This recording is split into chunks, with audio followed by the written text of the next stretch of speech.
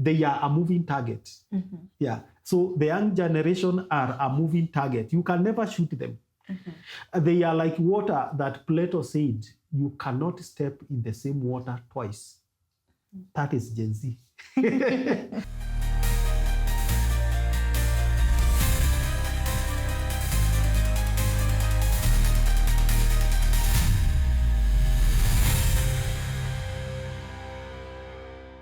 Hello and welcome to the Political Oracle. My name is Jasmine Mumba and today I'm joined by Dr. Michael Ndonye. Karibu sana daktari. Asante. How are you doing today? I'm good, Jasmine. And you? I'm doing fine. Okay, so today I want to talk about us, the youth. Okay, the young people, the Gen Z. The Gen Z, me as a Gen Z, and how we are unpredictable in nature. Yeah, so first of all, with regards to the president, when youth enthusiasm shifts, like it's not constant, one time they're happy with him, the other time they express dissatisfaction. How do you think maybe this undermines his term? All politicians, not only the president, should know they are dealing with a fluid generation. Fluid as in, if there is a better explanation of a generation that acts like a chameleon. With the Gen Zs. You can never understand them. You can never please them. You can never displease them. And let me tell you, Jasmine, what characterizes this generation. Today, they can be very happy with one of their own. For example, say a musician, right? Yes. Or what they call a content creator. They can decide today we are pleased with Jasmine. Jasmine is our heroine and we follow her in millions. You can have 10 million Gen Zs following you today. Tomorrow, just one thing, they unfollow you. How many of influencers have you seen crying? Because the youth are living in exodus. They created them. It's called? Cancelling. Yes. So they decide to cancel them. Yes. That is the kind of generations we have. They have no loyalty. 1. 2, they are not faithful. 3, they are fluid, so they can change. So when you say, maybe today, like we saw the other day, one day, youth were praising President Ruto. Okay? The other day, within a minute, because of a score, that it was not scored by Ruto. They are saying now you are a bad person. That is how they are.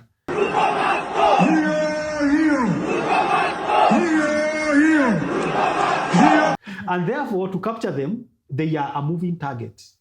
Yeah. So the young generation are a moving target. You can never shoot them. They are like water that Plato said, you cannot step in the same water twice. That is Gen Z. And that's how they are. Okay. Yeah. And given recent events, like for instance, the speculations online, let me take you back to Chan when now Kenya was disqualified.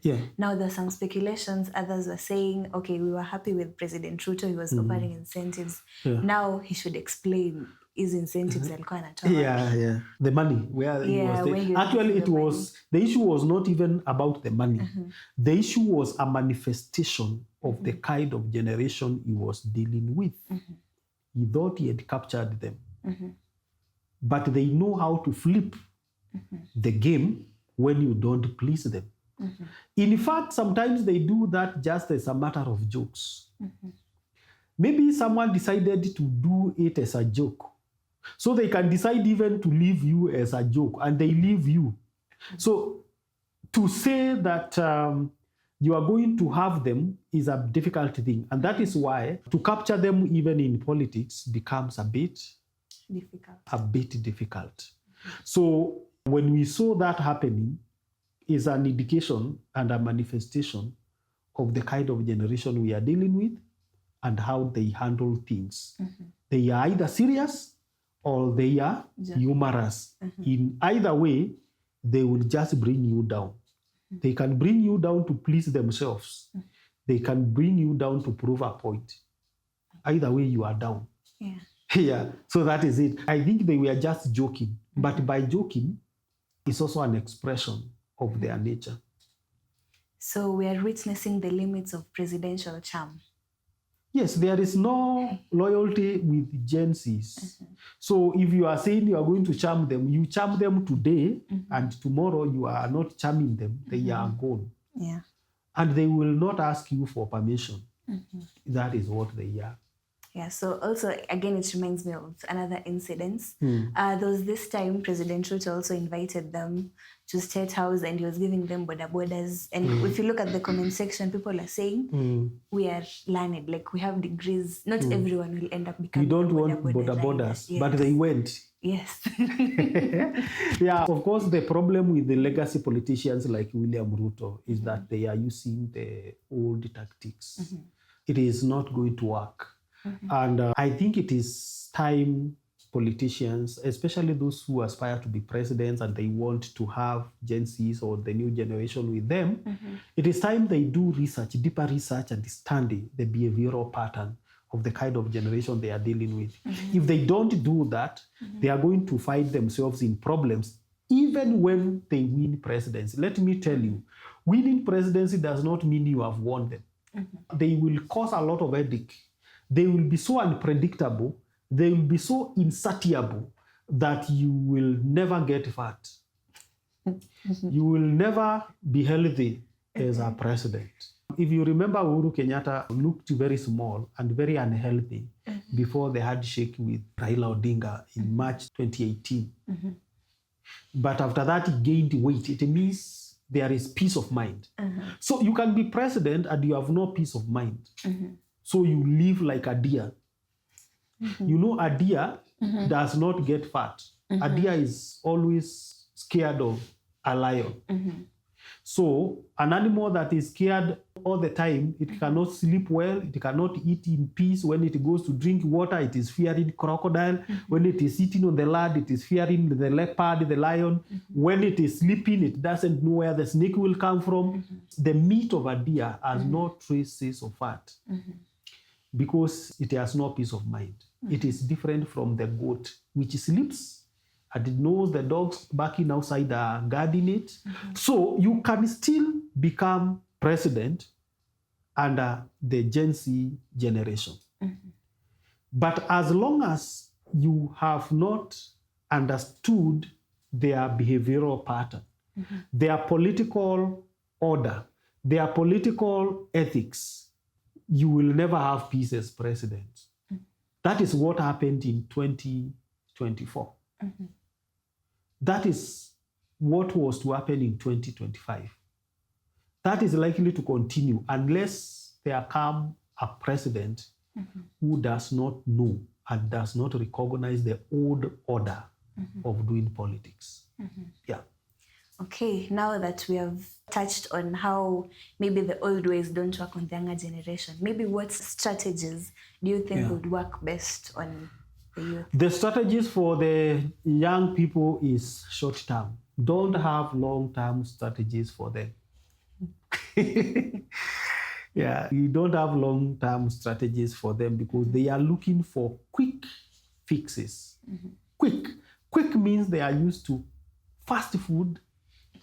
They are fast food generation, quick coffee generation. They want things here and now. So if you are going to create strategies for them, create strategies that you know they are short-lived and estimate the expiry date of those strategies, because what you promise them today is not what you will promise them next week. It will have shifted. If you are not able to keep up with that pace, you will never have them. That is their nature. Okay. And sometimes I think the older generation have been criticizing them and saying they are impatient. Impatience is their nature. They are not impatient. Impatience is their nature. And you should fit the strategies that you have to capture that impatience. So the strategies are many, but those strategies must capture the short-term needs and expectations of this generation. Okay. Yeah. So it will be very difficult for a given politician to claim that that is their block. No, they can't. You can't claim a Gen Z, even when it is your wife or your boyfriend. Yeah, no. It is yours when you are with them. Okay. That's what they say. So you can't. I know that is an oversimplification, but there is no way you are going to have and own this generation the way they used to own other generations. You know, politicians were used to bad manners. They would go to a certain region and purport to own region for years. So they would have what we call now the kingpins. The only person who can rule here is this and that. What are you telling a Gen Z who is able to go online and do some forex and become a millionaire? What are you telling them about going to farm and being patient with consistency and that kind of a thing? It doesn't work for them. What are you telling them when you are trying to come and please them with a big car? The car you are bringing them, they are seeing a better car in their gadgets and they assume they have it. Uwezi watisha ati mmewaletea gari kubwa sasa ati sasa huyu ndiye mheshimiwa. Hapana. They are dreaming of Tesla. In their mind is Tesla. You are bringing them Toyota. What are you saying? Older politicians used to use those, we call it wealth display. Kutisha watu kwa village. Okay? Huyu ako na gari kubwa. Then they would go Nairobi and eat and come with a big tummy, which is unhealthy in the first place. Gen Z knows that ukiwa na kitambi, that is unhealthy. You know, in older generations, they used to think that is wealth. Are you getting? Yes. To a Gen Z, that is an unhealthy person. They will actually body shame you. So those strategies cannot work. They will never care. In fact, they will want you even when you have a flat tummy. They are very different. So to come to them with the money, you cannot even capture them with the money. You cannot capture them with the status. And that is why you saw, even the other day, Gachagua was being questioned by a young girl. It could not happen in the older days. Yeah, those were questions reserved for wazee. Behind the scene. Then they will ask you because they have access to information. They have platforms to express themselves. If you don't answer them, they will go on TikTok, they will go on Instagram, they will talk and they will close the region where they are. You will never see them, but they will have talked. So when it comes to now having Gen Zs and capturing them becoming loyal, forget about it. Yeah, I think that is the extreme we can explain to these politicians because they don't seem to understand. Yeah. So you call this the political No, you cannot, please, poverty strategy cannot work with the Gen Zs. They are not looking for food.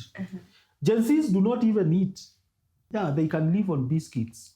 So they don't care about food. They care about their image more than eating. Yeah. Okay. That is why some of them starve themselves to becoming very thin because they consider that as beauty. So what are you telling me? You know, there was a guy called Mahatma Gandhi. Mahatma Gandhi was arrested and taken to prison. And the kind of punishment that prisoners would be given was to be denied food so that you are intimidated. But Mahatma Gandhi would go there and refuse the food. Now, if he is refusing the food, you say this is the tool for punishing him. You are defeated. You cannot control them through food and molio. You know, we used to call it relief food. Relief. They don't care about relief. So there should be new ways of having them. And you cannot say you are denying them jobs. They will work in the US. You cannot say you are denying them internet. They will tap. And access your files. Okay, so given now that we have seen that we are an unpredictable generation, looking ahead to 2027, in what ways do you think maybe we could tip the scale? Can we maybe see a possible unknown politician rising from gaining support unexpectedly from the younger generation and tipping the balance? They can't come from young generation. If Gen Zs need to take over leadership in the world, not only in this country, they need to understand we still have older structures in democracy of bringing about what we call this unnecessary evil we call governance. Government is an evil institution, but it is necessary for the administration and for guarding the capitalists' economies and interests that we have. We are capitalist economies. That is why we call it democracy. Democracies are ruled by the people, but it's a delusion. Democracy is not a rule by the people. A rule by the people means there would be no government. Yeah. If people were to rule, we would require no government. When people self-rule, there is no need of a government. So democracy is the opposite of what it calls itself. So as long as we are a democracy, they need to understand what powers is given to them by the capitalistic structures that we have in democracies for them to get into the top. And that is the power of the vote. They need to wait and register as voters. And after registering as voters, they need to vote and vote decisively. If they don't do that, the old guards will still be in power. Because legally, governments in democracies are formed through a vote. If they don't vote unless they change the structure of governance, they are not going to see leadership very soon.